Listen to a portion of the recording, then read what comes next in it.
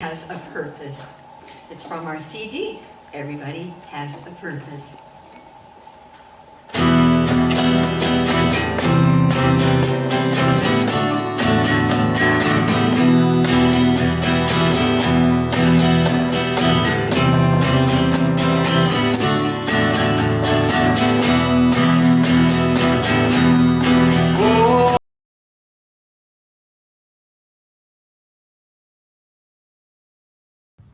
And on. They will turn the wheel of the revolutionary sun all through infinity, these daughters and sons. They will burn the torch that emboldens the moon, these beacons of liberty who left too soon. Progeny of a people's quest for freedom's peace. Symphony of their souls rest in eternal peace. Let us recall those whose holy name echoes in the roll call of heaven's hall of fame. Let us speak of the law of Steve Biko and more. The untimely silence of their defiance against our violation is their sublimation. Look into their sleeping eyes, immune to death's disguise.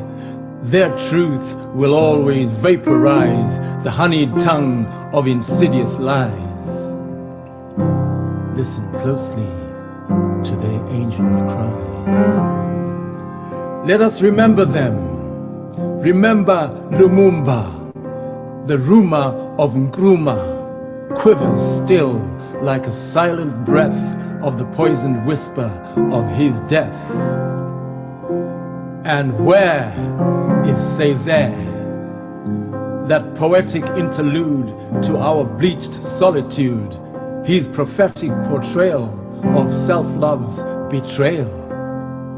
Where Rodney, Harper, C. Cole enshrined the seat of Parks with the indelible marks of her resistance to discrimination against fine ground pigmentation? Keep your distance. Moyano, Marti, Mali, Gavi, permanently fixed to the crucifix of life's mystery. Their blood is mixed in the crucible of our history. We wonder about Nehanda, whose spirit returns to guide us against false prophets who divide us. Is she dancing to the mbira with the souls of Erendira, Lakshmi Bai, Jackson? We weep with the broken strings of the guitarra, to sleep in the soaring wings of the voice of Khara, harmonized with the liberating eyes of Guevara. Zumbi, your inverted head, a talking drum instead, pulsing in the dome of the calabash. Bring us hidden home for our hands to wash. Sands, a life beached on holy lands, where hopes are breached. Why? Kimati, his repartee, with freedom's creatures, one of the great teachers of how the colonial master will fabricate his own disaster. Hendrix, X, a sky kissed by lives blessed, breath turned to mist, stolen from our midst. Let us sing with the king. Let us dream, let us scream, but heed the greed of they who feed on freedom's need. Let us give praise till the end of our days to Tubman, Truth, Azad, to Fanon, and on, and on, and on, and on. Soon to be continued.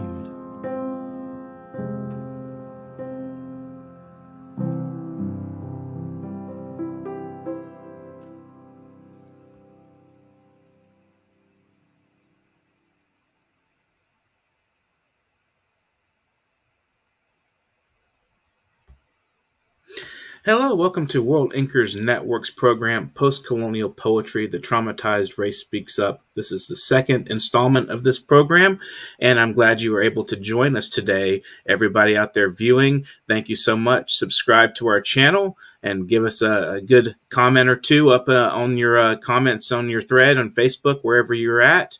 And today I want to introduce a wonderful artist, author of Tragic City. His name is Clemonce Heard. I'm going to bring him into the stream here and let him do his presentation on the Tulsa Massacre, as well as talk a little bit about poetry and art and history and how they merge or how they converge. So here is Clemonce, and I'm going to turn the table over to you, Clemonce, and say whatever you like. Just go for it. Okay. Thanks, Dustin. Can y'all hear me okay? Yes. All right, yeah. I'm gonna do less talking. I do a little bit in between poems, but I'm mainly gonna read for about 10 to 15 minutes and just talk a little bit about the book in between. And I think today, since it's the Super Bowl is happening today, I thought I'd start with one of the poems that I wrote kind of in the middle of this book. I was talking to a friend who lives in Oakland, who was talking about, going out and watching the game and everything. And we started talking about Kansas City and, you know, their amazing quarterback, Patrick Mahomes, but also just to name Chiefs and how, you know, like Kansas City, there's so many NFL teams that either still have or had names related to indigenous peoples. And, of course, they were using those names, they were appropriating those names. And so we got into that conversation and led into, Jeep Cherokees and everything else. But I'll read this poem to start and then we'll go from there.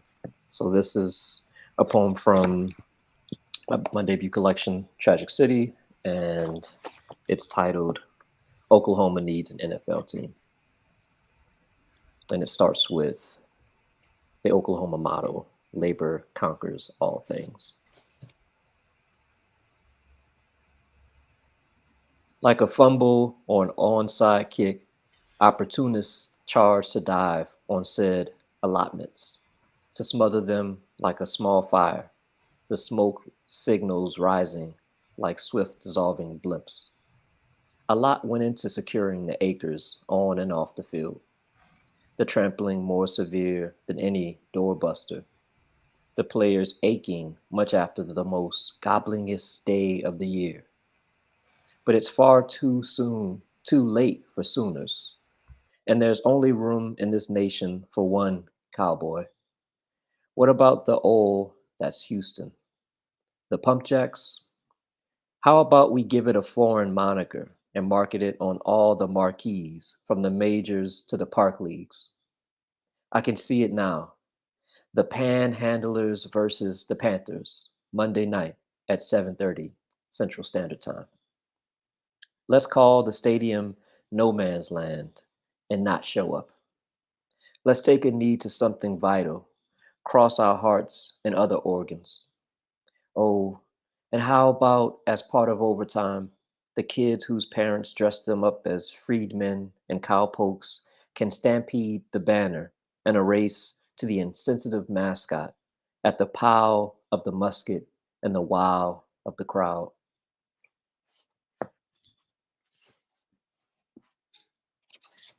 Okay, so Tragic City is mostly about my time in Tulsa. I was a Tulsa Artist Fellow 2018 and 2019.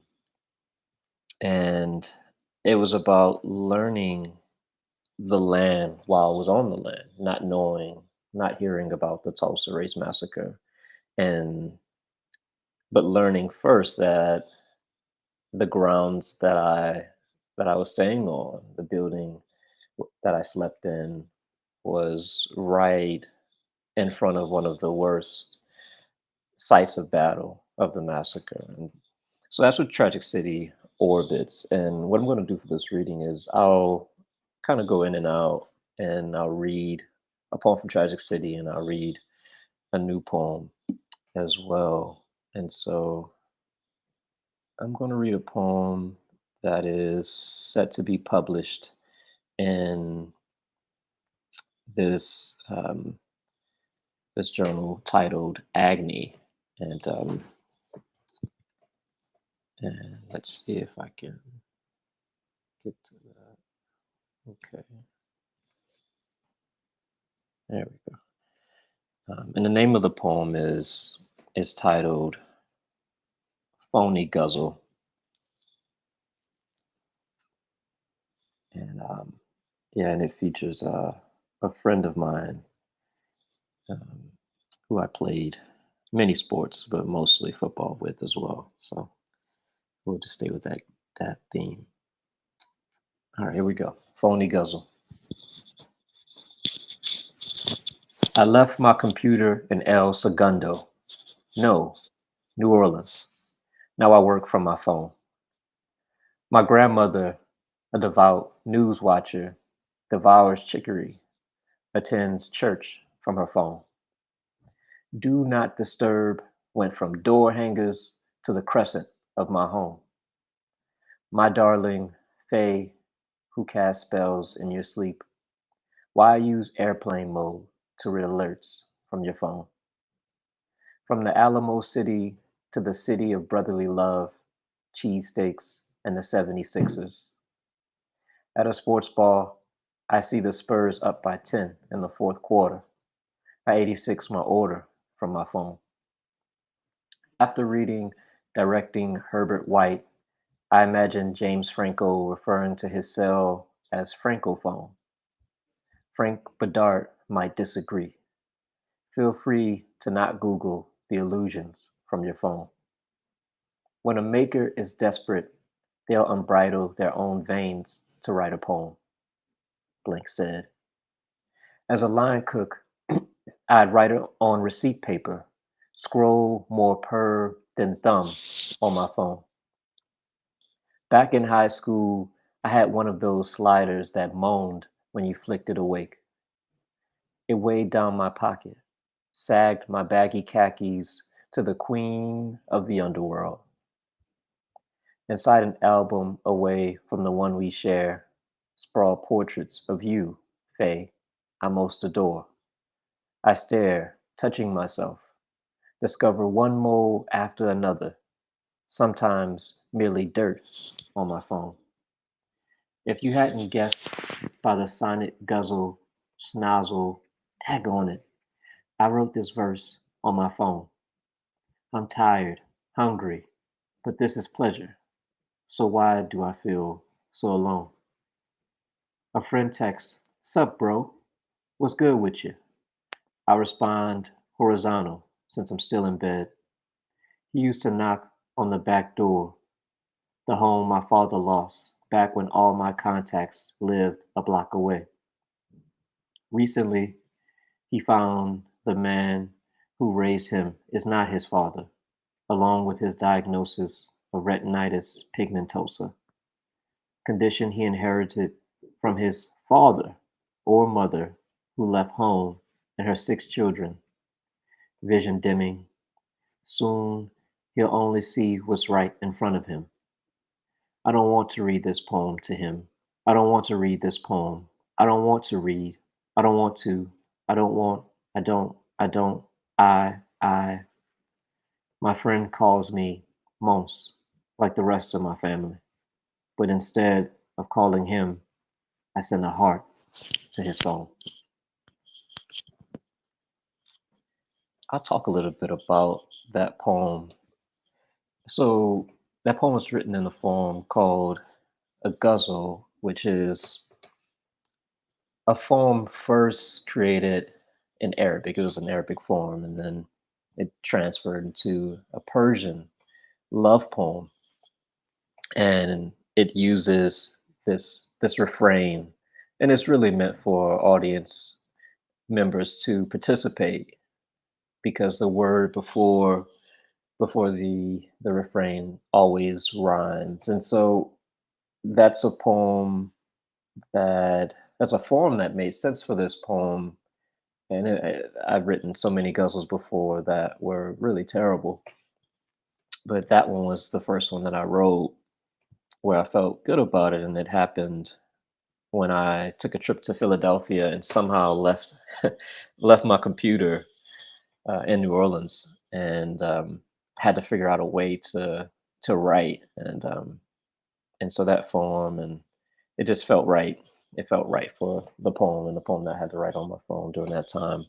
But I just think about how, when we think about restraint, not just in the form, but also in, whatever our medium is, like thinking about when we don't have what we feel like we really need, but we have to create. Like how do we see to that creation, without having what we feel comfortable with, or feeling, what we feel is our norm, right? Like how do we break from that, and what happens when we do? And sometimes it's a poem we appreciate, maybe more than we would have if we had our twos of standard.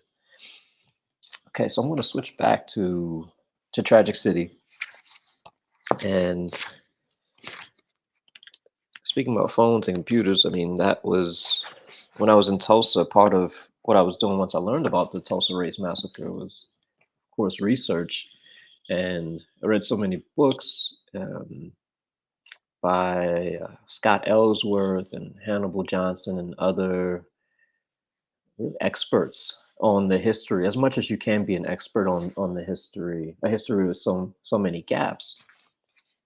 And part of my interest, away from actually being living on one of the battlegrounds, and also, just coming to this American history, which felt foreign because I had never heard of it. And so many people, even from Tulsa, had never heard from it, had never heard about it. And so I did a lot of research. And in that research, I started writing somewhat meta poems, but also somewhat ekphrastic poems, and combining it with other art that I found and I would see in Oklahoma.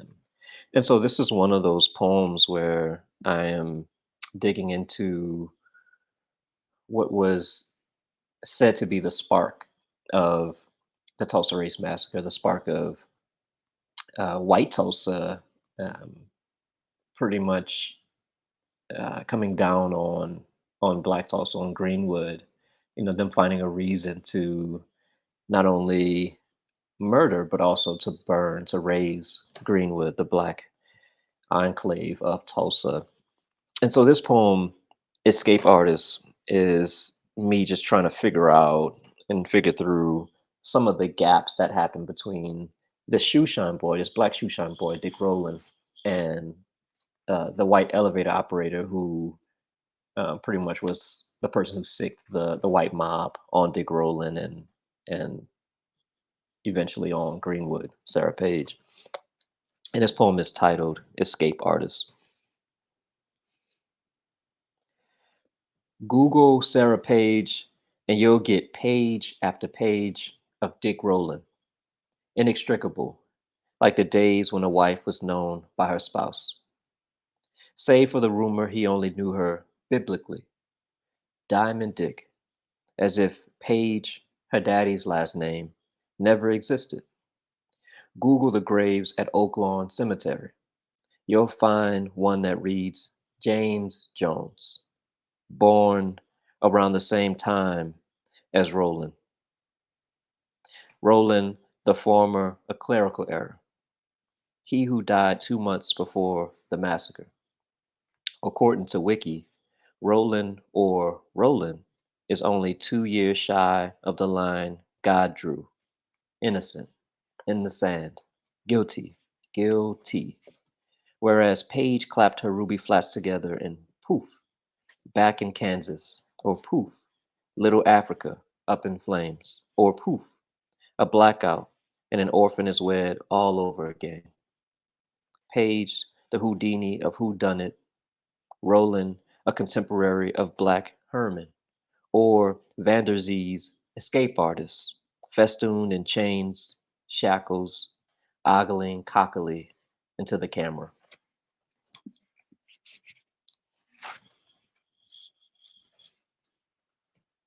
Okay. So that poem is one of the many poems where Dick Rowland and or Sarah Page appear, mainly because the history that there are just so many things, so many answers that are left blank in thinking about what happened to Rowland, what happened to Page, and within the last year and a half, uh, it was discovered that Page, as had been thought, her and Rowland had been shuttled out in separate cars before the massacre. Uh, but it was found that Page, however far she was shuttled, she came back and had a family, and Mary had a family, lived her life, and eventually passed away. But the whereabouts of Dick Rowland are unknown still to this day, and there are so many changes in his name, and Page's name was first supposedly her foster father's name, and then it was said to be something else, and so it's almost, it starts to feel like a wild goose chase when researching so much of the history of the Tulsa Massacre. Um, so I think what I'll do now, I'll move again to a newer poem that's not in that does not have to do with the Tulsa Massacre, and then I'll move back at least once more, and kind of speaking around, um, moving from Page from Roland, and both of them being adopted, and just thinking about parents of any sort, and how important they are, and also how much of an impact a union can have on a child, not just of biological parents, but just guardians of some sort who can foster in us whatever we need to both survive but also be upstanding human beings.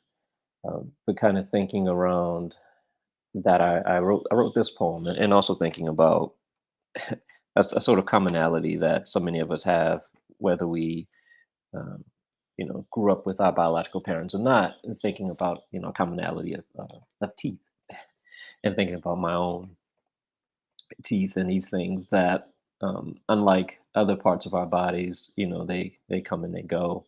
Um, and so this poem is kind of based on that, and it's titled Bicuspid. Of course, the moment your parents mentally divorce, a baby gap appears between your two front teeth. Then, not before long, your four canines follow suit the way a pack of puppies might follow a child home one afternoon. The half eaten lunch in their book sack crushed to unleash the mutt version of myrrh.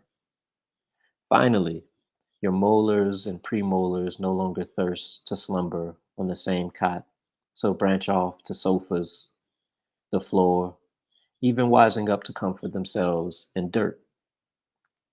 So your poor parents, to save your gums from hardening the way plaque steals the arteries, grief, the heart, your parents are forced to break the bank on turquoise braces for however many years it takes for your smile to straighten itself out like the curve of a swing when the sky plops down. They must split the payments until your sore mouth no longer doubts the separation.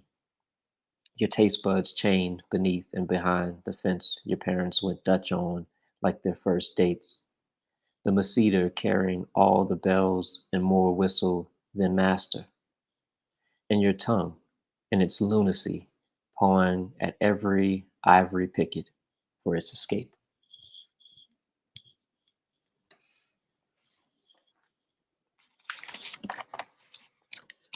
Okay, I'll do one more, and I feel like that'll be my time. So we'll end on Tragic City. So throughout the book, going back to research, throughout the book, I have these poems based on testimonials that I was just going through. Some are, video testimonials in the late 90s when the Tulsa Massacre first surfaced to the greater public, because the massacre was kept secret, specifically, by both parties, but specifically by Greenwood, because the Black people of Greenwood did not want a second occurrence. They did not want their community to be, razed again, and so it was kept hush. And I started watching these videos and thinking about some of the speakers and their testimonials. And of course, since it was the 90s and the Tulsa Race Massacre happened in 1921, the speakers were children during the time of the massacre. And so this poem is by one of the survivors in the 90s. I mean, he passed away in 2001, but he was giving his testimonials. And so part of what I was doing was I wanted to, I wrote these persona poems, and they are, both in honor, but also both to, tease out and imagine what wasn't said, and based on what was said, right? And so again, to just try to fill in those gaps, or create more gaps and then fill them in order to get to a, maybe the same or a different answer. And so this poem is titled "Race to the Riot," and it's after George Monroe. Okay. Race to the Riot. Every Sunday we stole coal from the freight cars to throw at the white kids, and they did the same. We didn't know what hate was. We just wanted to emulate what we saw our folks do. We threw and threw and threw in the name of our landlords, and they threw at us like the land was their lord. That had to be where I got my throwing arm, where I learned to take a licking and keep going. I remember getting stoned in my right leg. It left a mark darker than my eyes, my skin, or a bruise. It made me smirk, but boy, did it hurt. The best thing was when our throws landed, they turned darker than the coldest of hearts. And thanks to our sooty hands, our teeth were our only white parts. Thank y'all so much. Thank you so much, Clemonce. I just had a couple of questions I'd just like to throw at you. First, you did a lot of research in order to create Tragic City, and I'm curious, how much is there a bridge between actual history and the writing of it from the perspective of a poet or an artist? I mean, how much liberty do you think should be allowed to a writer in order to create something? As you mentioned, there are a lot of gaps and a lot of confused points that don't make complete sense. So how much liberty should an artist take in making sense, and what level of do you consider appropriate for that? Yeah, thank you, Dustin. Thank you for that question. Yeah, I think that we have drafts for a reason, and I think that writers, artists, period, should take all the liberty, all the risks in those first drafts. I think that there shouldn't be any type of boundaries happening during that time. And I was, on research, I'd done a reading for a poet here in Madison, and for her class, and one of the students asked me a similar question. He was working in research, and I can't remember the city in Texas that he was working on, but I remember him saying, like, I've done all this research, and like I keep doing all this research, and I'm just trying to like pretty much fill all the cups. And I remember saying, like, that's great. And also, he had so much energy, he had so much passion about what he was talking about. And he was saying, I just haven't started creating, and I said, well, I don't think we need all the answers in order to start to create, so I was saying, I think you should create, and what you don't know, I think you should try to figure out, in that creating. Hmm. And so yeah, I think there's a lot of liberty that should be taken, and I think it's wise to not wait. I think I tell my when I did teach and still when I teach workshops, I say, I say urgency rhymes with poetry. And they all, sometimes like they'll look at me and be like, "No, sorry, that doesn't work." And I'll say, slant rhyme. No, don't think about perfect rhyme. Right. But kind of thinking about that immediacy is really what I and I know so many others look Hmm. for, sometimes in poems, sometimes in, visual arts, especially in something more abstract. And so, yeah, I think, I think that all the liberty, when you feel it, when the emotion is there, I think that's when we should create. And if we have to then go back and do more research, which I think we should, I think if we don't know, we shouldn't act as if we're answering questions that have not already been answered. But I don't think we should let that stop us from creating before we know all of the, all of the answers. That's quite an answer. I think art can be a bridge between the unknown and the known in a lot of respects. And so, do you think that your research really kind of brought you to some psychological understanding of the culprits and the people involved, the actors in the massacre? Or did you just kind of like invent the characteristics, or how did that work for you? That's a great question too, Dustin. Yeah, I mean, I think the the psychology is something that sure, like I am trying to get into their minds, but also like I don't think that's something I'm creating. I think that that's something that still exists today. And so really it was me working backwards to kind of figure out like, okay, how has this been replicated through time, right? Mhm. Like how has this hatred been, Right. replicated through American history?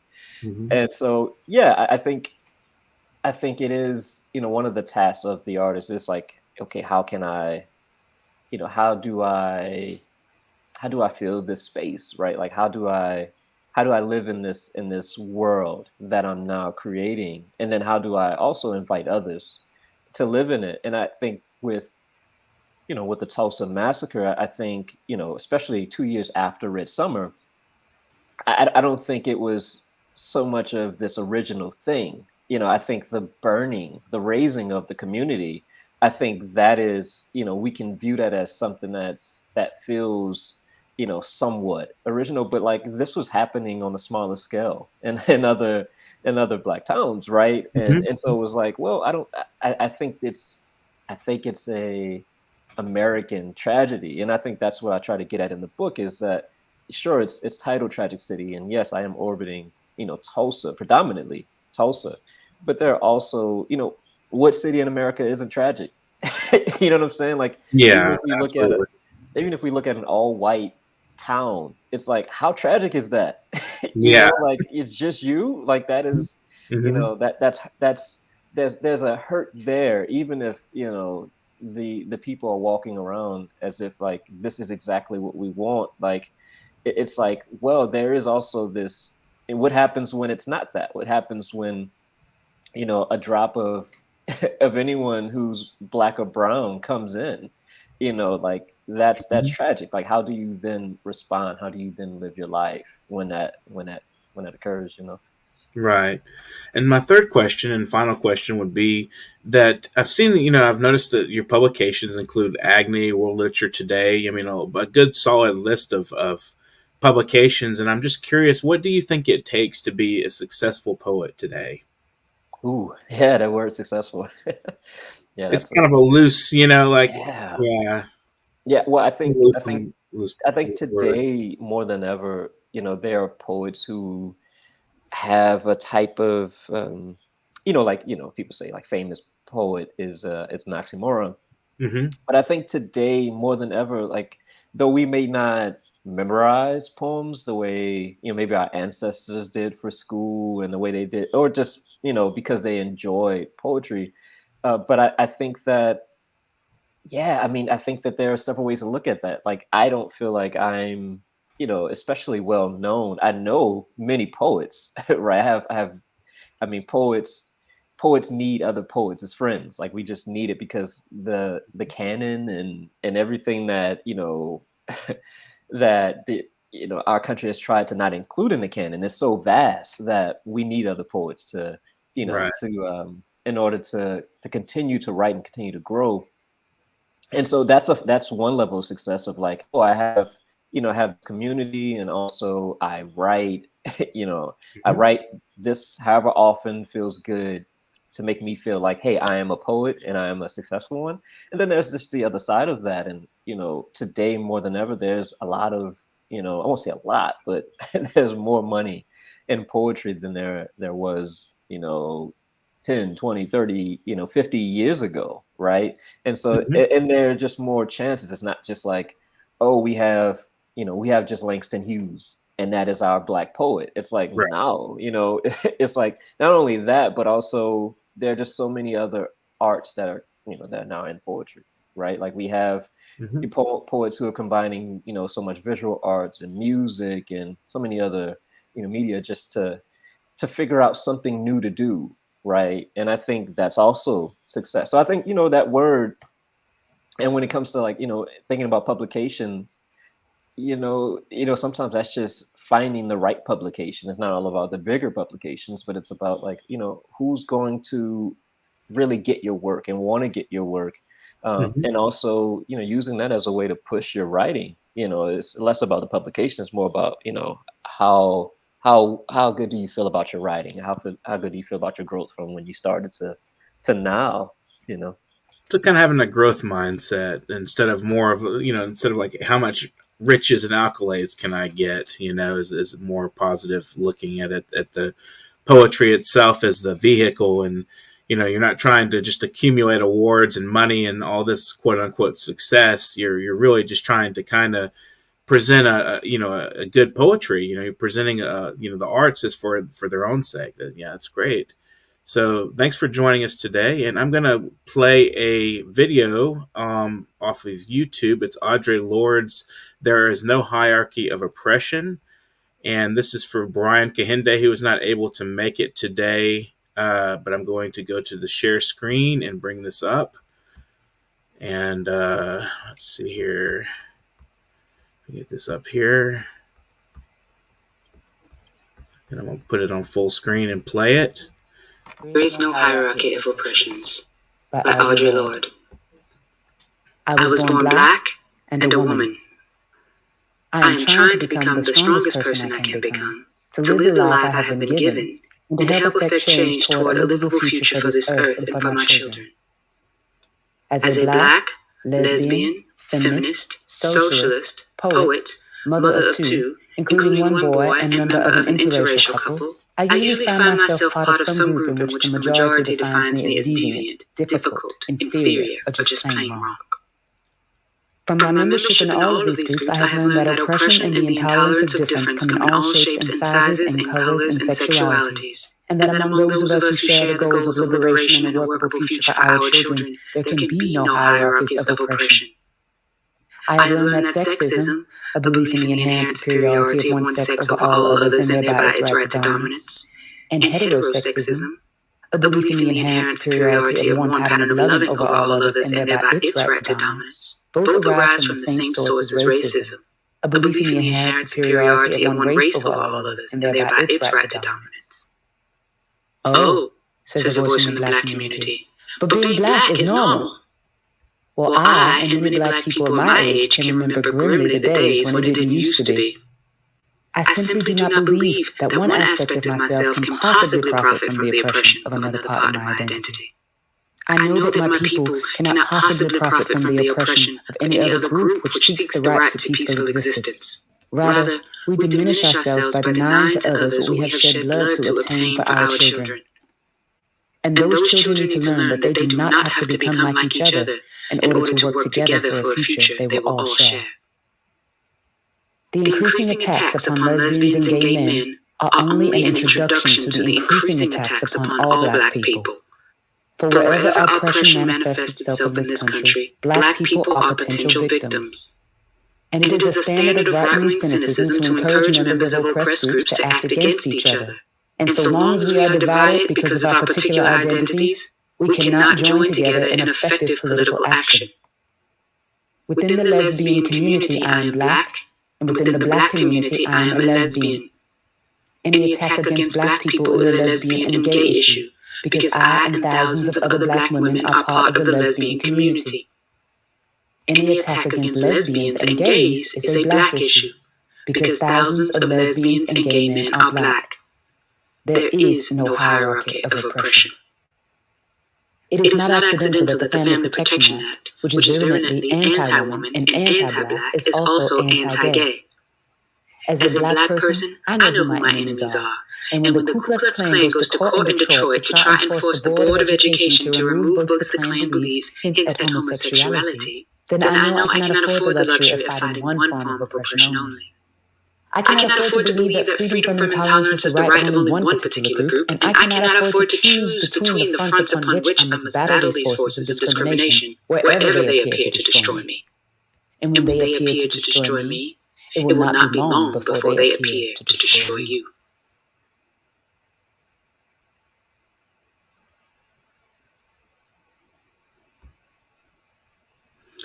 Beautiful, beautifully said. And I'm going to read a poem. Audrey, you were just elected to the Hunter Hall of Fame. Oops, sorry about that. I'm going to read a poem of hers called Blood Birth. That which is inside of me, screaming, beating about for exit or entry, names the wind, wanting winds' voice, wanting winds' power. It is not my heart, and I am trying to tell this without art or embellishment. With bits of me flying out in all directions, screams, memories, old pieces of flesh, struck off like a dry bark from a felled tree, bearing up or out, holding or bring forth child or demon. Is this birth or exorcism or the beginning machinery of myself, outlining, recalling my father's business, what I must be about, my own business, minding? Shall I split or be cut down by a word's complexion or the lack of it? And from what direction will the opening be made to show the true face of me, lying, exposed, and together, my children, your children, their children, bent on our conjugating business? It's Audre Lorde's Blood Birth. And I wanted to read that for Brian, who wanted to go on the program today, but was not able to make it due to some complications. But it's wonderful to be able to read in favor of him. And I have one other poem. This is from Syed Jones. It's called Nocturne Beheaded for Thapelo Makulte. All throat now, already brighter than the stars. I could hold you in my song, sotto voce, tremble against me. A breeze slips in, cools my blood to garnet. Bed stained with stones, cold and finally useless. I, Orfeo, I, lyre. Down river, even dammed with hum, there is room for your cry in my mouth. Sweet, sweet sotto voce, I sang your moan until the machete swung. Then I kept singing, I, eyeless, I, eternal. The guards hold blades to the sky and cut the dark open. Do you hear me raining from the womb? My tongue is a kingdom, you live there. Brian wanted to exemplify some queer Black voices. He felt that was very important, and I agree. So we highlighted a couple there, and I'm going to see if Germane is available right now to go ahead and do his presentation on Black Metamodernism and what it means and etc. Let's put him on and see if he's ready to go. Hey, how's it going? You're muted. I think unmute Mike. Okay. Hey, nice to see you. I see your group. You have a group, Black Metamodernism, which you participate in and are admin for. So I find that interesting, and I ran across you from that group, and I thought it would be great to have you on the program today. So tell us a little bit about yourself and go right into your presentation. Thanks. Firstly, thanks for having me on the show, Dustin, and Clemonce. Nice to hear from you as well. So I guess, you know, my tag says modern philosopher, which is like, what the hell is that? And is this guy joking or for real? I'm only calling myself a philosopher because someone else has called me that, and that's Layman Pascal. Metamodern. What is metamodern? Well, that's why we're here, basically. I'm sure we've all heard of modernity and postmodernity. The aim with metamodernity is to go beyond. I want to stress it's not to do with oscillation, it's to do with going beyond with a both and synthesis. At the moment, we're kind of constrained by the Western worldview. And not only that, but also we're constrained in terms of what modernity is defined by the West. So metamodernity also tries to get out of that. Usually I just talk, and I prefer to actually have conversations, so I'm happy to open this up. But what I'm going to do, because this is for the poets, I'm going to read the manifesto. I'm going to read the Black Metamodernist manifesto, which I've written, and I'm also going to read the aesthetic as well, just so people can tap in, not to tell people what to do, but so people can tap into what they're already doing. That's the hope. And I should put this with a caveat. Black, I see it in three ways. Black as in the race that has been forced onto us, and we've been racialized as Black, even though our skin is brown, so that Black. Black as in an ethnic group, so that is the culture that has come about during the times of colonialism, during that trifecta of enslavement and human trafficking. This culture has arisen, and Black is also an archetype for what I call light supremacy, in that Black signifies impurity, because on white in the American flag it signifies purity, and we think along dichotomous lines in the West, mainly in that opposites are seen as antagonistic.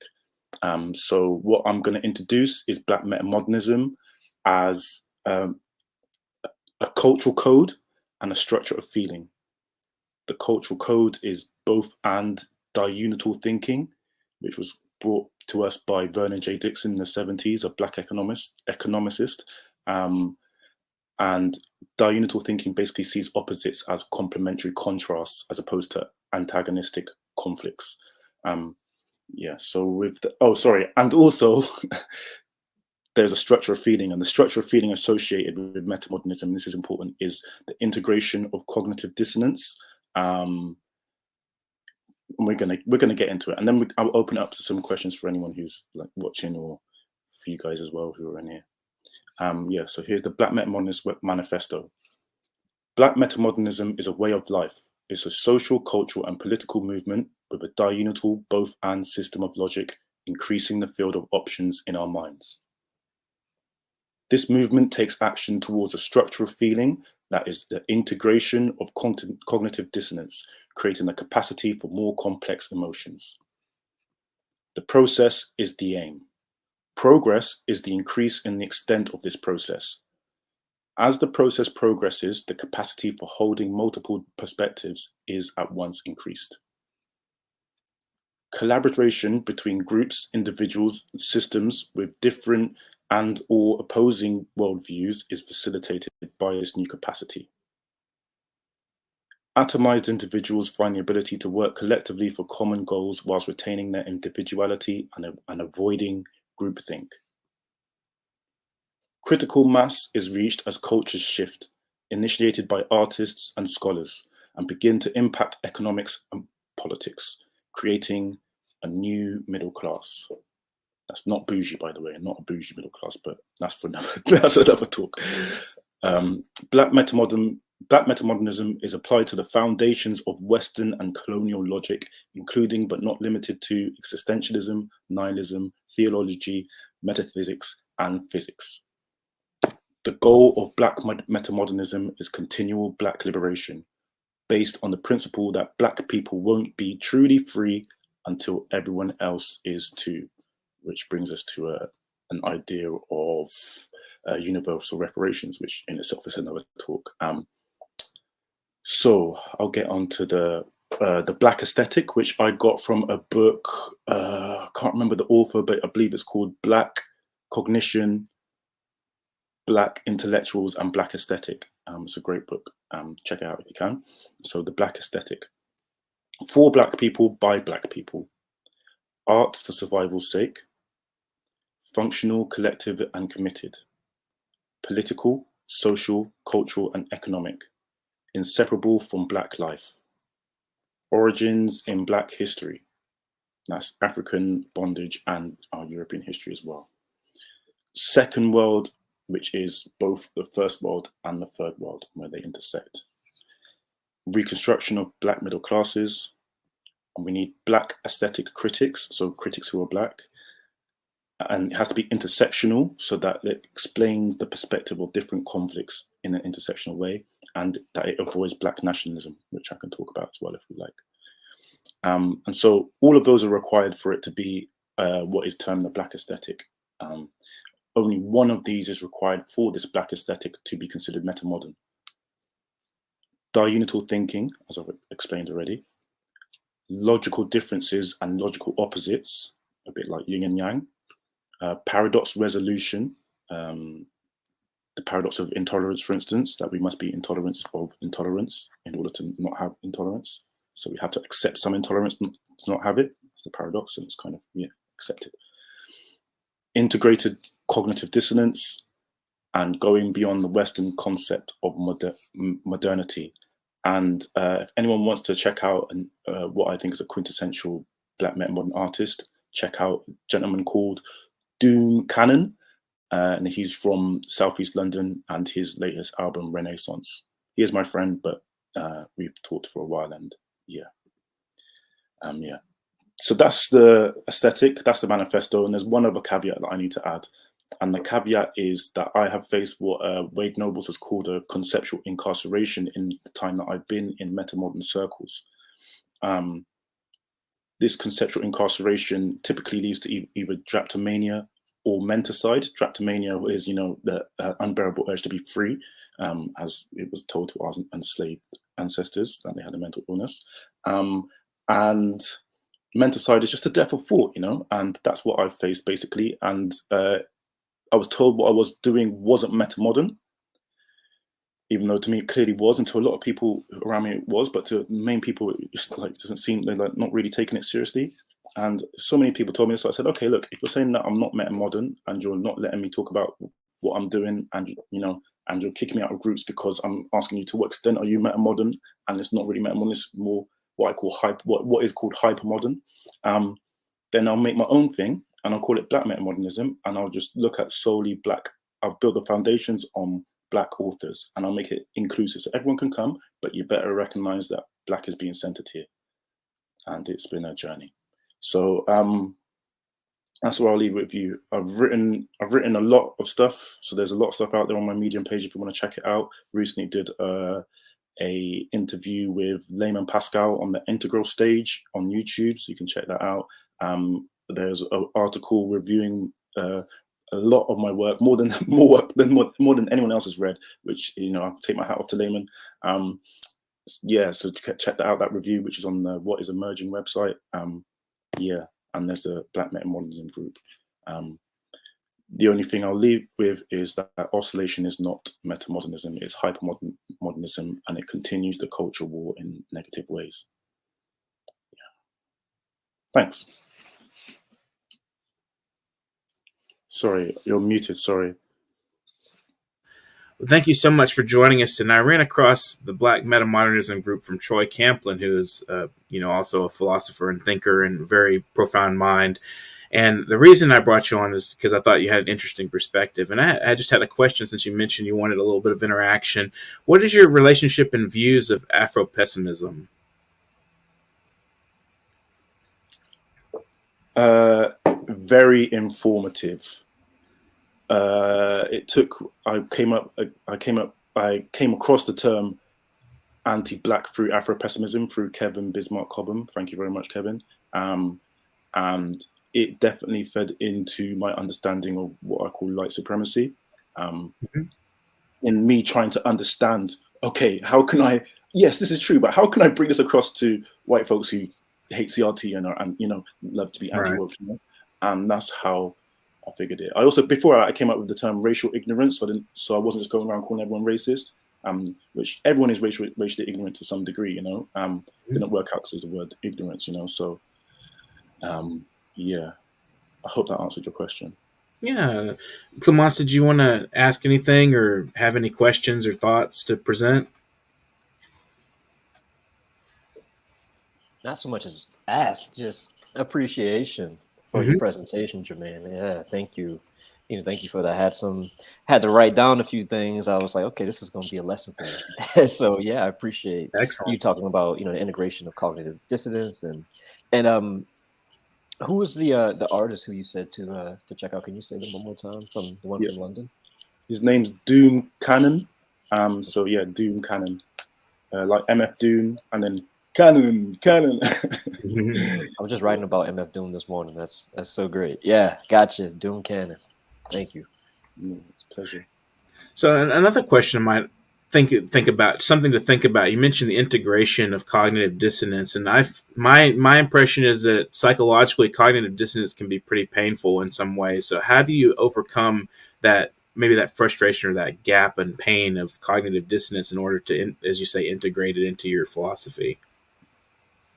So I have a theory based on a practice at a very small level, and what I'm suggesting is that the practice can be applied to bigger levels.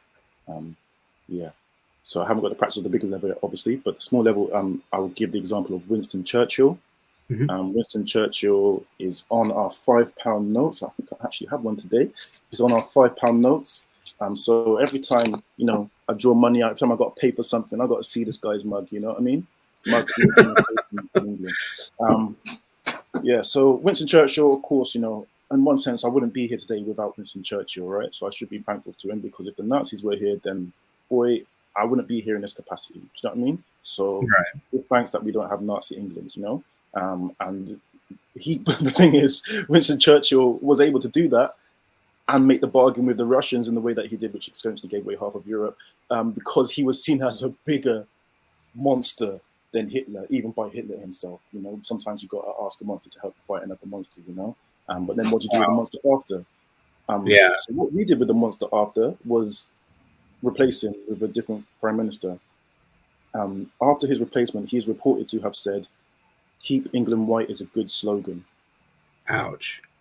Because he's on record saying that, killing the Africans while he was down there was a good fun, and the only thing was sometimes they shot back or something like that. You know what I mean? That's the guy we're talking about. So if it was for him, and if he did stay in, I also wouldn't be here. So this is the cognitive difference. Do I thank this guy or do I loathe this guy?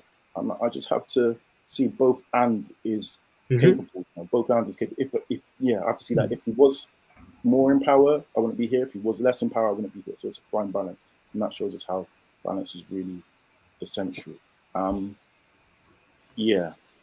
It's interesting. It's quite fascinating. I mean, history is full of these cognitive dissonances, and it's just fascinating how, your approach is really interesting. I'll bring Priyanka, my co-coordinator and brain behind this show. I'm going to bring her on here. If she has any questions, I'm adding her to the stream now. Do you have any questions for Germane or Clemonce? No, I have no question. I enjoyed the talk very much. Hello? Yes, we can hear you. Can you hear me, Dustin? Yes. Yeah. Yes. Okay. No, I have no question. I heard their talks and I really enjoyed it. I love poetry very much. I'm a poet also, and Dustin is a great poet, and I loved, the poetry of Black writers also. And today I would love to talk about Maya Angelou's poetry. Okay. We'll put you on here in the center and let you do your presentation as well. And that way you can be the center focus. There you go. Okay, so the conventional feminist version of gender, aptly stated by Simone de Beauvoir, is that one is not born, but rather becomes a woman. Along the history of Black women movement in the United States, Black women were put on the last rank of social class. The 19th century was the time when Black women chose writing to speak up against the race and gender oppression.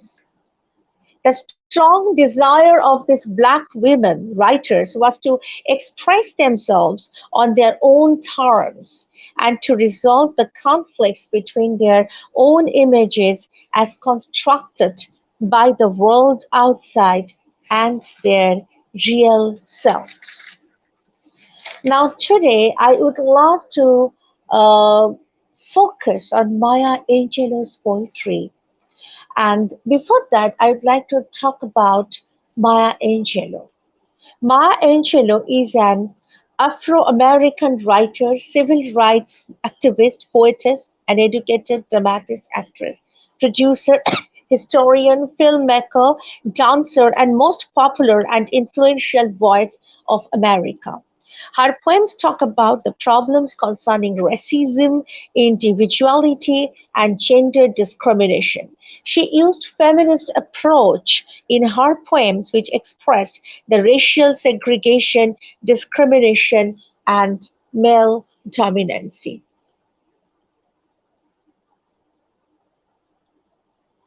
Well, uh, revolting against the essentially male patriarchal nature of Black nationalistic ideologies, Maya Angelou represented a community of women who strongly objected to both the exclusion of Black women from the Black political movement and the pressure to sacrifice gender issues for racial concerns. Black women's writing thus raised their objection to double marginalization as experienced by Black women. It was also experienced by Maya Angelou, who was born as a Black woman as shown through her poems.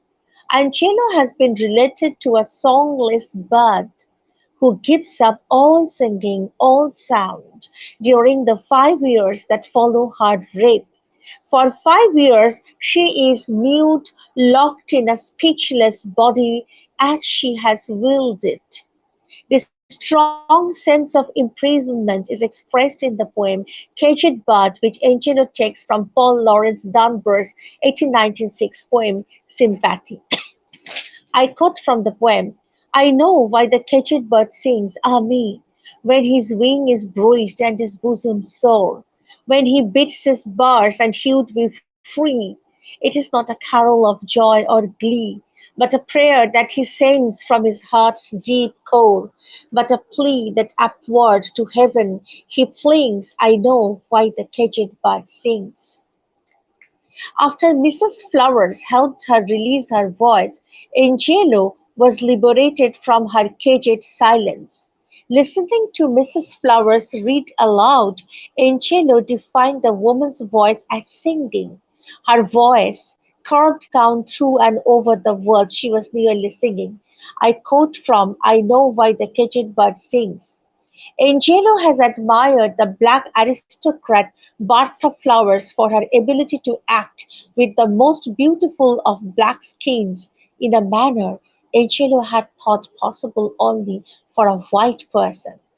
Flowers' teaching in literature and patience opened Angelo's eyes to the understanding that mastery of language and pride in self are not limited to those of light skin.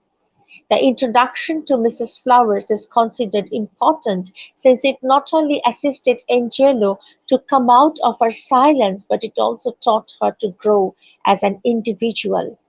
Thus, like a caged bird opening its throat to sing, Angelo is able to control and find her voice again. Angelo published her autobiography entitled "I Know Why the Caged Bird Sings" in 1969, and the poem "Caged Bird" was in that autobiography, which was not published at that time. It was published in 1983 in the era of women liberation movement. This poem is about the Black race being held back from freedom for their skin color. Well, again, I am quoting from this wonderful poem, The Caged Bird. The caged bird sings with the fearful trill of things unknown, but longed for still, and he tuned his heart on the distant hill, for the caged bird sings of freedom. This stanza clearly revealed the true meaning of the poem and defined actions of a caged bird. The blackness of skin acted as an obstacle for the black race as it restricted the freedom for a person. Now, in another poem, The Phenomenal Woman, Angelo asserts that a phenomenal woman should be tough, tender, laugh as much as possible, and the woman warrior who is armed with wit and courage will be among the first to celebrate victory. While debating over woman's strength and courage, Maxine Hong Kingston's well-known novel, The Woman Warrior, takes up this image. Kingston writes about her childhood ambitions to become a woman warrior. Hence, Angelo and Kingston are not different as they both lay stress on the significance of individuality and freedom for the woman warrior. Angelo's poetry emphasizes the courage, fearlessness, strength, and often the creative and determined spirit of the phenomenal woman. It is this very courage and strength of her character and that promises her of being a phenomenally phenomenal woman. Thus, in Phenomenal Woman, Angelo sings aloud. Pretty woman, wonder where my secret lies. I am not cute or built to suit a fashion model's size, but when I start to tell them, they think I am telling lies. I say, it's in the reach of my arms, the span of my hips, the stride of my step, the curl of my lips. I am a woman, phenomenally, phenomenal woman. That's me. I walk into a room just as cool as you please, and to a man that the fellows stand or fall down on their knees. Then they swarm around me, a hive of honey bees. I say, it's the fire in my eyes and the flash of my teeth, the swing in my waist and the joy in my feet. I am a woman, phenomenally phenomenal woman. That's me. Thank you very much.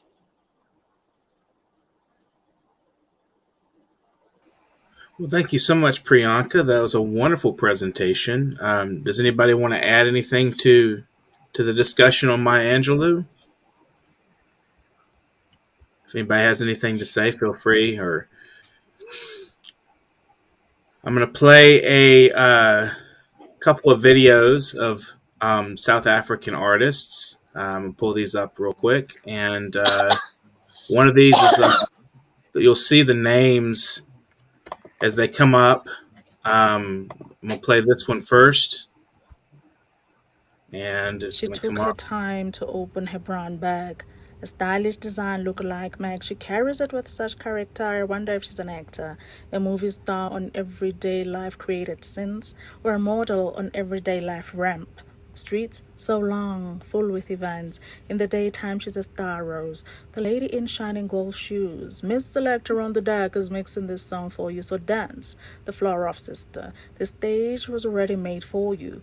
While you edit, flaunt your brownness, the beauty that resonates, your ancestry locked in your soul.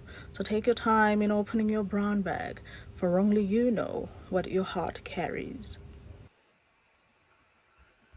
And that is Ja Rose Jofta with Brown Bag. I'm going to play you guys another one from Eugene Skeef, I believe.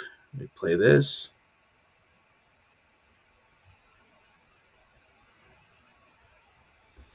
And we shall witness. The tongue of the flute speaks as of the original sound that caressed the earth to part for the trees to rise. And the double-headed drum followed the cadence of their fall. honoring the slanted call of the lightning, and on the bare slopes of the primal rhythms, calluses grew into mountains, so that we would have song determining the gathered feelings of seasons wishing to display the beauty of their gifts. That is what was written in the sky for the sun to see.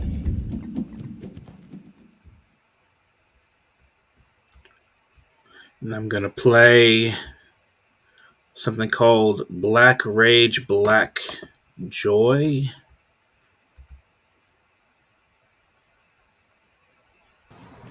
Black rage, black joy. Why can't my joy be as seething as my rage? My forgiveness forged in lava, or the simmering anger in a township gutter.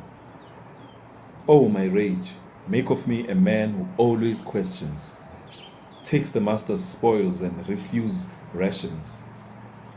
Love without limits, love hard and without limits, like the death blow of the overdosage, chemical high hit. Hit snares, my love, hit drums, my joy, split lips like unpaid boxers outside the ring. Hit me painless like music, sing me a song of the stars. But tell me the truth, mention that the stars are dying embers of a once magnificent planet. Perishing up a storm like our dying earth. Let my joy be entropy, entropy the death of illusions. Give me the Buddha's joy, not Mandela's, that strange fruit that left a bitter taste on my people's tongues. Give me joy like Winnie Mandela's, or Sobukwe's wife, pointing her glorious, sinful middle finger at white power, police or the Rockefellers. That pure joy of knowing that though freedom ain't free, no one can take it away from us unless we surrender. I'm going to play a segment of this poem again with is excerpted in the language of Zulu language. It's a wonderful, wonderful poem. Black joy, black rage ngesizulu. Ulaka lwami nenjabulo yami mayibe ngamalangabi. Maluhlabahlose njengomsila welangabi.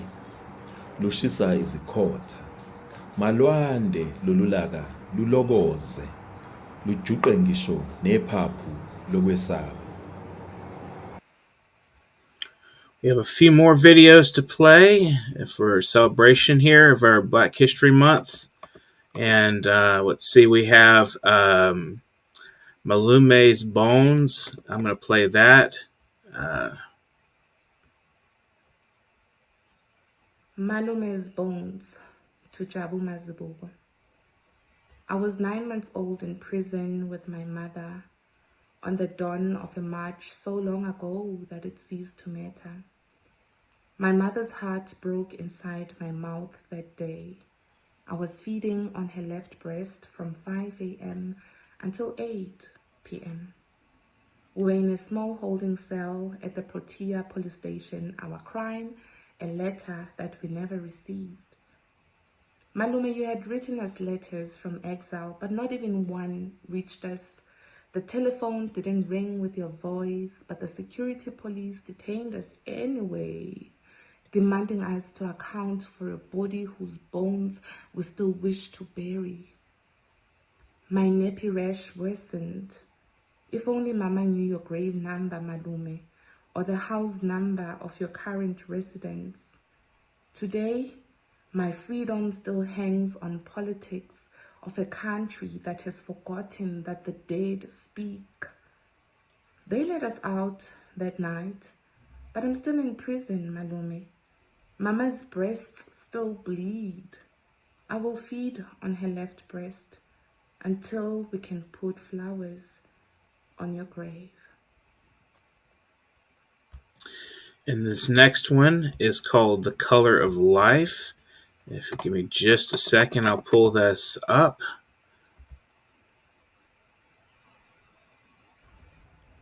The color of life. I affirm her each day for the green of fertile, the yellow of sun, the fade of fallen leaves. She drapes color across her rich skin, affirming seasons that come to pass.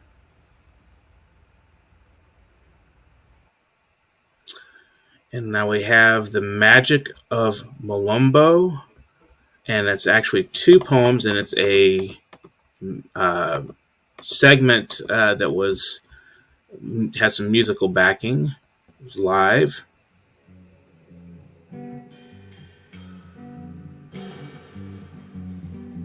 The Magic of Malombo.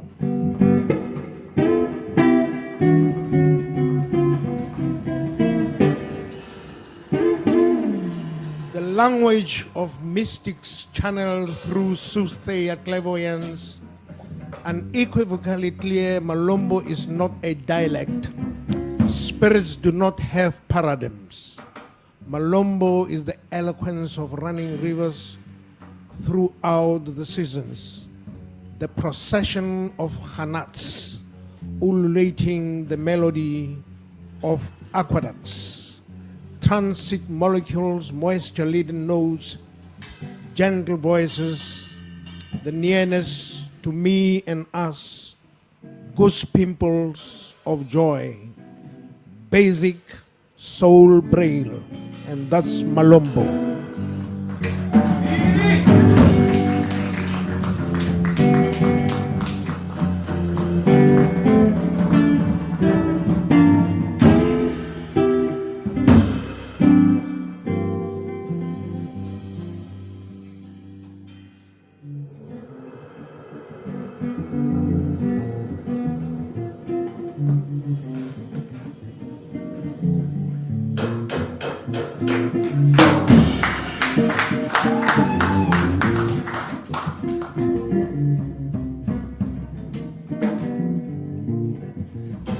The next poem is dedicated to Matsubane Lehwabe, who's one of the photographers we used to work with in the 70s. The poem is called Matsubane Lifts the Voice in Light. To capture the rainbow beyond the clouds is to have the nimble sensitivity of a surgeon to give birth to Caesarean tender rain. Far away, beyond brimstone and fire, lightning-free beauty, the placidness of a chameleon's temple, astral traveling on the back of a moonchild spaceship, far beyond the sheepishness of those who live in that darkness. Yes, that darkness that gave birth to nectophobia, out of tune with the rhythm of shades that are made by shadows, the tenderness of shadows, the eternity of optic melodies frozen on the retina of timelessness. Memory. Matsubane lifts the voice in light years to come.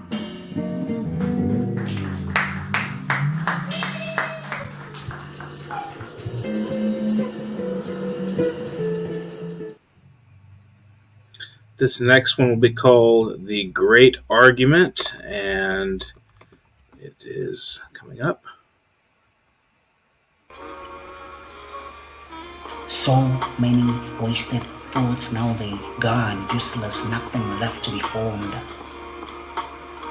Give back my soul, there's no love in these streets. Free us.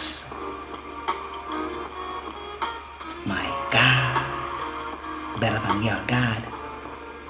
Her God, better than his God. Light God, better to a black God. Black God. There ain't no thing as a black God. There ain't no thing as a black God. There ain't no thing as a black God. I think I'm going crazy cause I'm angry lately and you provoked it. Made me think to myself that I'm not important. How can I cure this when I'm being deliberately misunderstood? You turn a blind eye, divided and binded. Sons, sinners and sons, for real. I must be going crazy. I've been living in a box that's been gripping loneliness, hypnosis, emotionless.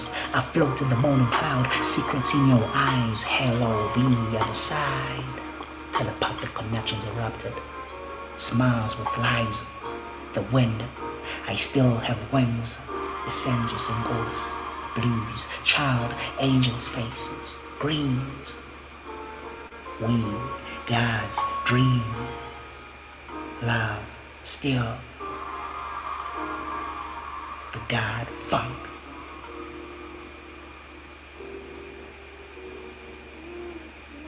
The God funk.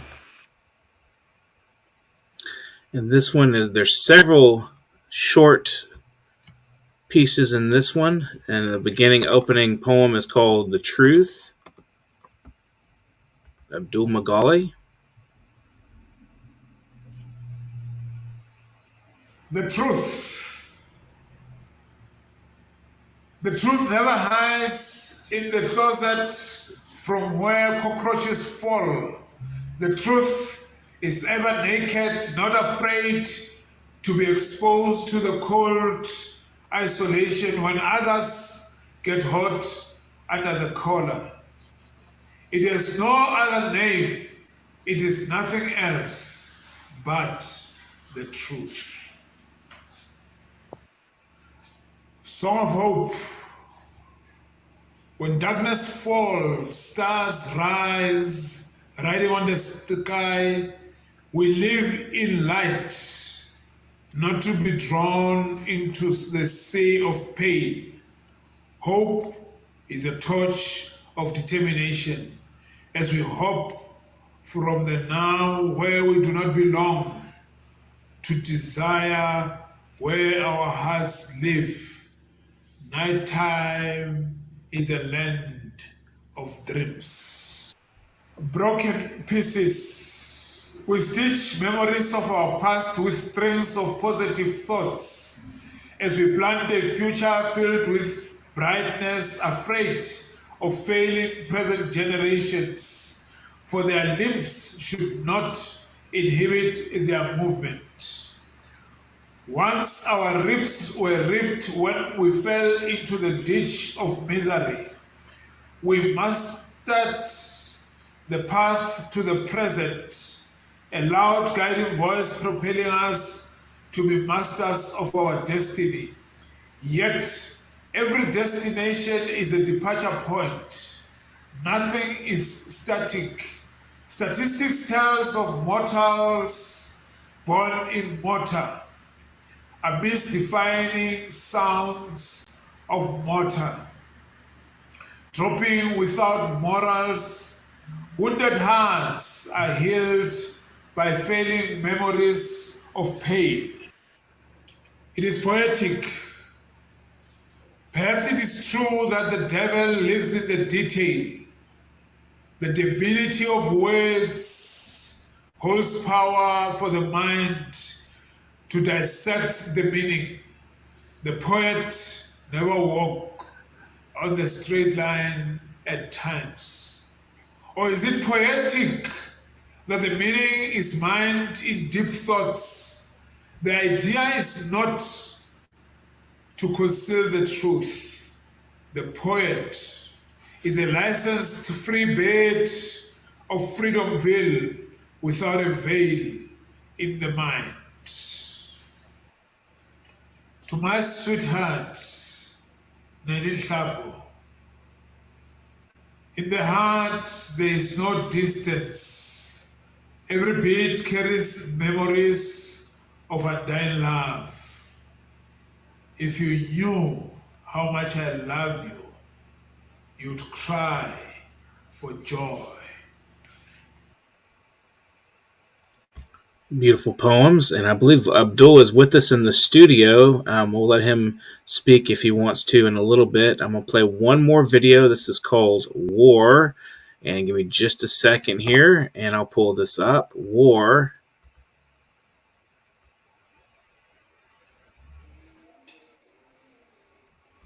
Has a signature signature there. Be it in the cracking of bones every time spineless leaders take us for a ride, or jaws failing to keep them out intact so lives can no longer form part of the presidential speech. Maybe the signature is the breaking of bones in churches whenever redemption decodes us from repentance, or the breaking of fast to send us headway if fire never ceases to silence cries only a black man can hear. The signature is in the number of bodies, balconies keep hanging like dirty laundry while master sips caffeine to enjoy the view.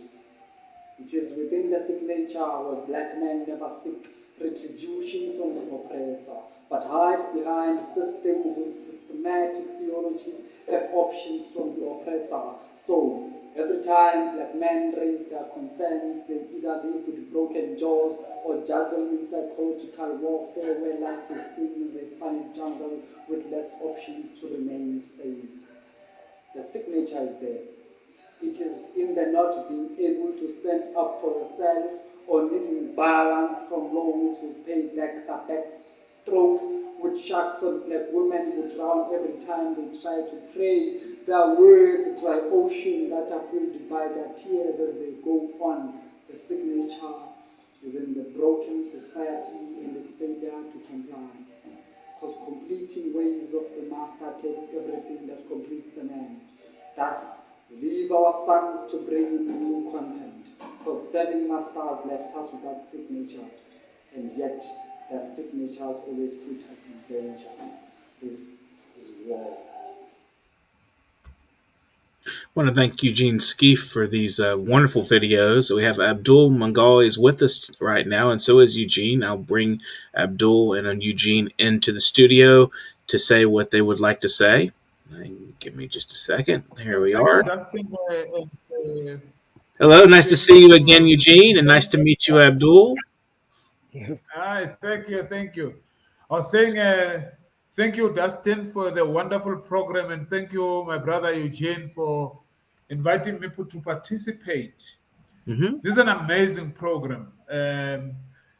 When people say poetry is dying, some of us think it is at its rebirth.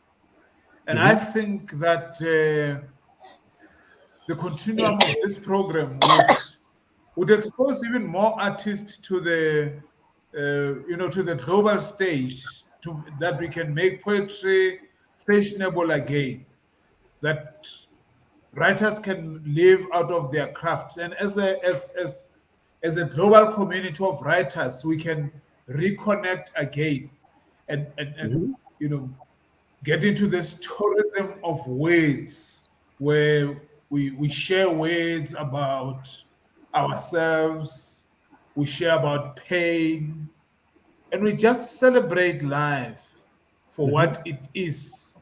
And let me conclude with just a small thing to say, which is called impact. It is not the beginning, the banging sound of falling objects that shakes hearts, living memories of eternity, simple words expressing love and appreciation are deeper than oceans. Thank you very much. Thanks, Eugene, and you look great. Thank you. Priyanka, you also look great. Thank you very much. Thank you, sir. Thank you very much. Well, it's nice to see Eugene again on the program. If you want to say something, we're closing in on the end, but we have a little time for you. We'll make some time for you to say whatever you'd like. Thank you, Dustin. Thank you, beyond measure, you and Priyanka, for your graciousness towards us and giving me the opportunity to extend myself through the love and camaraderie that we have as a community of poets throughout the world, but in particular, the country where I was born, South Africa. And I'd just like to say, by way of thanking you and everyone, that Abdul, who you just heard now, my brother, is a very important person in our community of African creative arts. He is the president of the National Writers Association of South Africa, NWASA. So that's quite important. But he's also, without going into too much detail and giving out more information than is necessary, he was also in the front line of the struggle. And you know what I mean by that, Dustin. He was there, right, at the coalface in handling the apartheid regime in the way that brought about change. So I'm very proud to share the stage with him and all the other people that you permitted me to invite. Did us proud. Thank you. I also enjoyed. I listened right from the very beginning. It's just now that I actually got into the studio.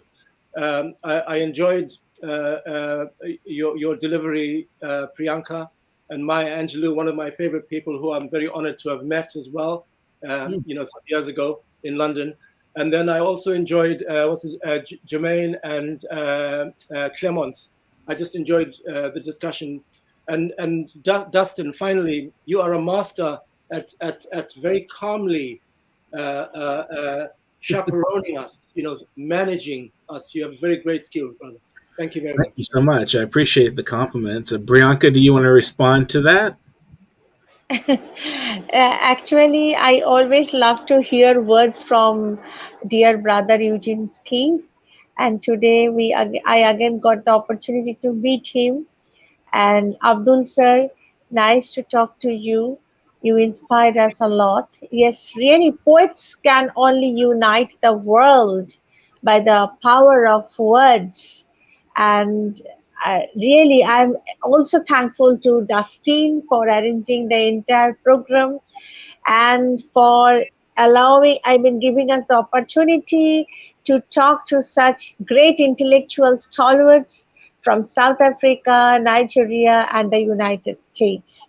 So thank you again. Thanks a lot. And we need your words, inspiration, love, and light. Absolutely. Absolutely. I just mentioned I mentioned Eugene to somebody in a group earlier, a couple of days back. He was asking for some connections to the South African community and mentioned some London musicians and stuff. And I said, hey, you need to get in touch with Eugene Skeef. He said he already knew you. I don't remember his name. Wow. He said he already knew you. He's like, yeah, I know Eugene. I haven't talked to him in a while, but I know him. So, yeah, it was pretty interesting. But yeah, Priyanka, would you like to read a poem, or do you have a poem?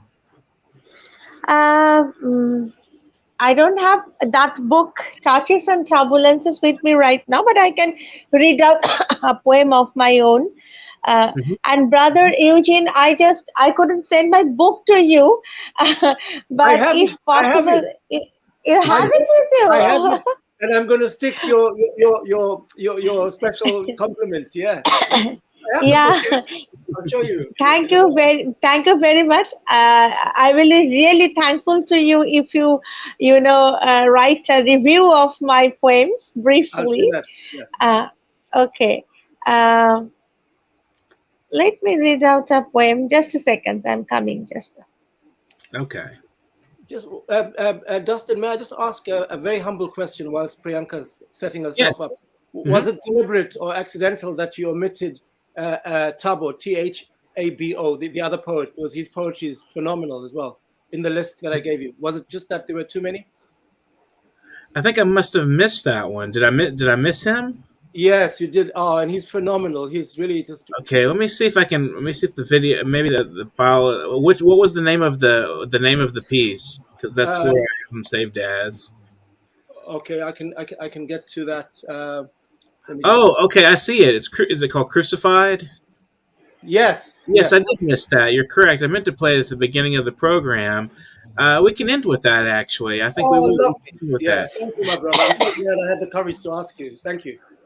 And I really enjoyed our brother Eugene Skeef's musical videos, the poems, etc. that DUSTIN played on. These are really unique, sir. Thank you very much for always being with us and for encouraging us. This is a poem, Burn the Bridge.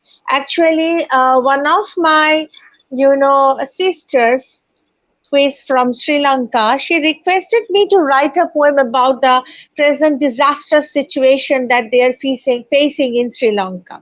But as I don't write political poems, so I told her that I cannot write a political poem, but I can just, portray your situation in one of my poems in a very symbolical way. So this is the poem, Burn the Bridge.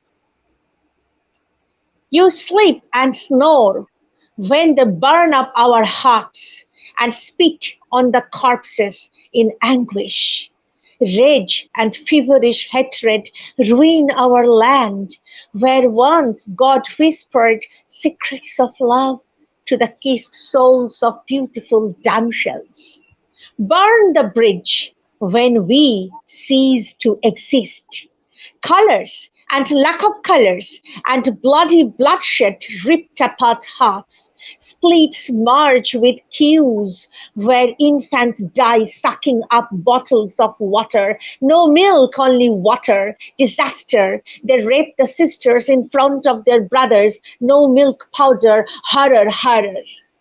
Fair skin and glittering blue eyes empower their lustful instincts to spit on naked skin. You are silent and you sleep and snore as it's no anymore a sin. You don't know what a child's shriek means to its prostitute black mother. You laugh and dream about winning the universe, but you don't listen to their unuttered words of intense pain, too deep, too harsh.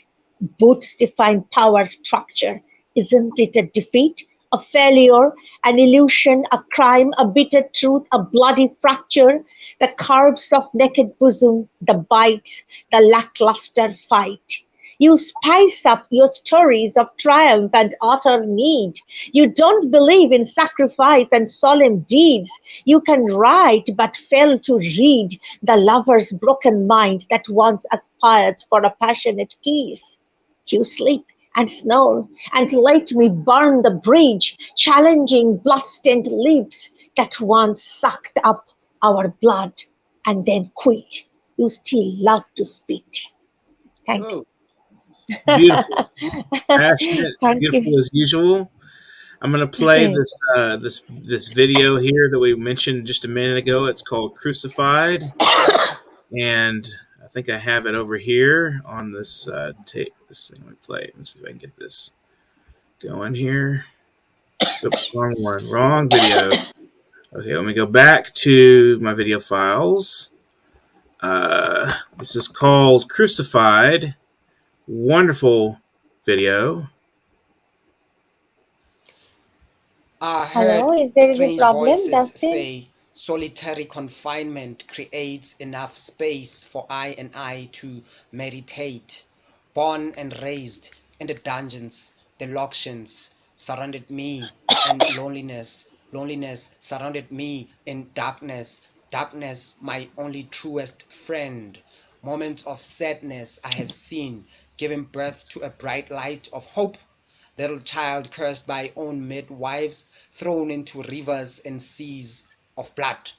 Escaped onto wicked lands infested with these poisonous snakes who sometimes pose as friends.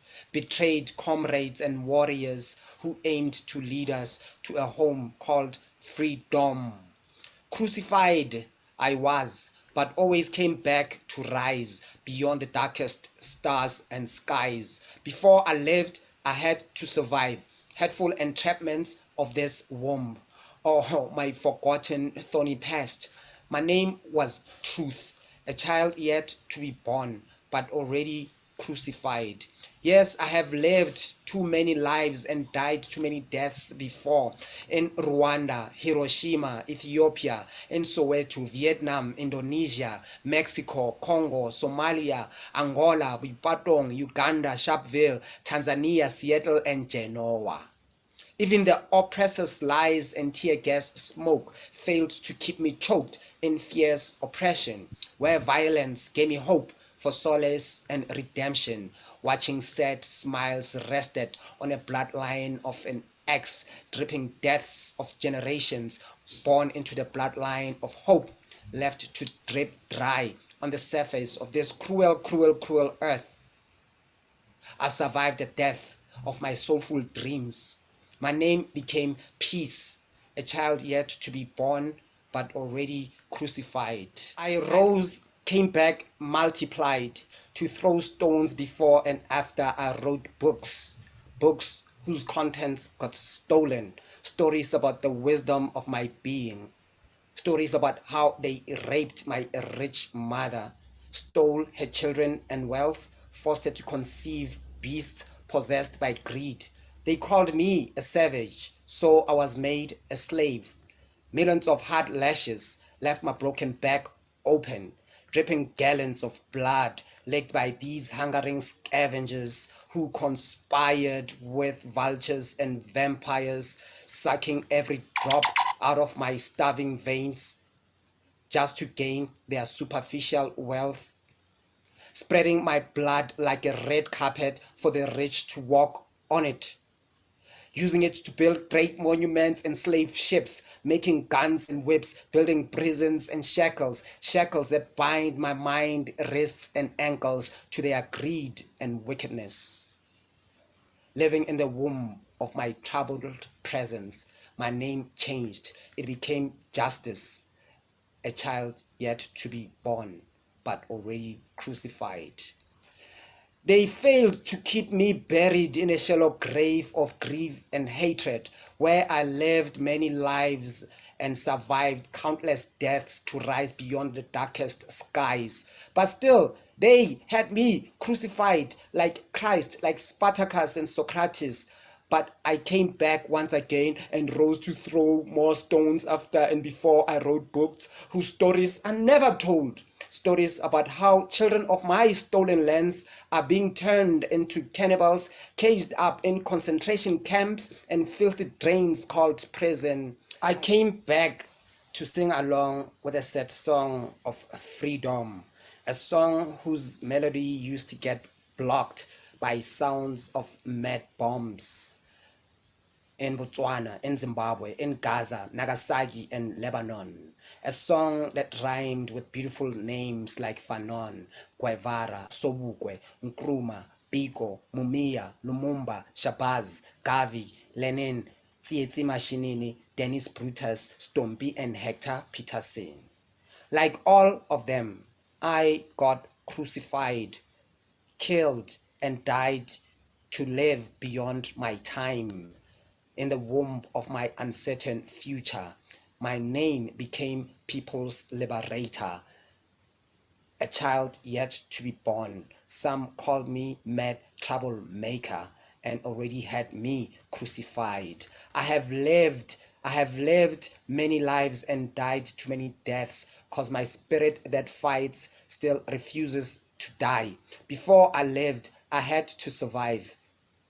I had to survive robbing islands that colonized minds of freedom fighters whom I had failed to reach in time before my Siamese twins, Justice and Peace, started to breathe. Hunger, starvation, suffocating in a can of Coca-Cola.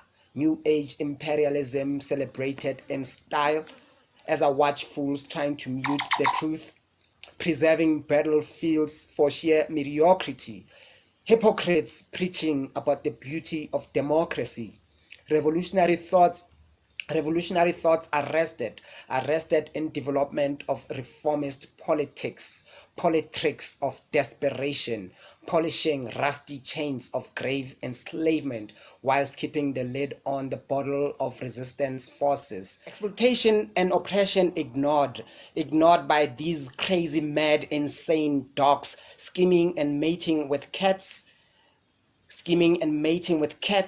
cats that give birth to snakes and rats, competing in a freedom race, biting each other's tails. Prizes are lost and no battles are won. As I see the finish line before my bloody swollen eyes, asking myself, can I enter this red race? A voice from within responds, definitely not. So I stop and reminisce about my previous triumphs over death. I came back this time to live forever in the womb of the future. My name has now become freedom, a child yet to be born, but already crucified. That was an excellent way to end the program. I'm gonna bring Eugene back on here, and I come decorated in the patterns of the old, in the proverbial wisdom of my ancestors. I, a seeker, I, a messenger, and I, the message. We who cracked the mystery of how the river found its way into the bellies of the coconut to the heavens. We were queens, defenders of our lands, before history was thwarted to fit into the pages of the new narratives. Afamefula of the Enugu coal mine and Wanyeruwa of the Oloko women riot wouldn't have existed today, for we have been bruised and broken, as do the land suffer. And weep, for she yearns to be weeded and nurtured to flourish. Her children no longer have respect for her. Nsani is now the new norm. We are daughters of Annie. Once upon a time, a finger raised on a daughter provoked the community to rise, for a sacrilege has been committed. But now, the communities take pride in trampling on their daughters, for they have been made to believe that their daughters are weak and fragile and less to participate in community development. Omem omonwea. For if only they know, Ogunangba, nwoke si nwoke emeghị nwaanyị emeghị nwoke nwaanyị anaghị eme taa nwaanyị bụ ife, nwaanyị bụ mmụọ ala. I came from the land of queens and kings, for my ancestors had the philosophy of duality, for there is femininity in masculinity and masculinity in femininity. My ancestors knew that. When they said, nwoke di na nwaanyị, nwaanyị di na nwoke, ihe kwuru, ihe akwudobe ya, for what is and what is not are one. Anyu mitu ugbogoro amita anyu. Umofia kwanyere agbala di na chielo ugwu. Eze nwaanyị ugwu na ndịda. Kedu ka mmiri si wee baa n'opi ugbogoro? Ọ na-abụ enwe machariwa, ọ dịka ukwu osisi anọghị ya nso, ọ ga-emenwu ya, ọ tụrụ kpọkpọ, ejikwanụ ike ya atụkpọ osisi. Anyụ mitu ugbogoro amita anyụ.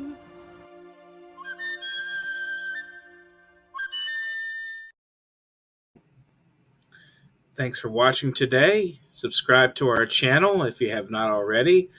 We'd love to have you as a subscriber, and keep an eye out for future programs of this nature, as well as to our World Inkers Network program that comes on Tuesdays and Saturdays when we have available people to interview.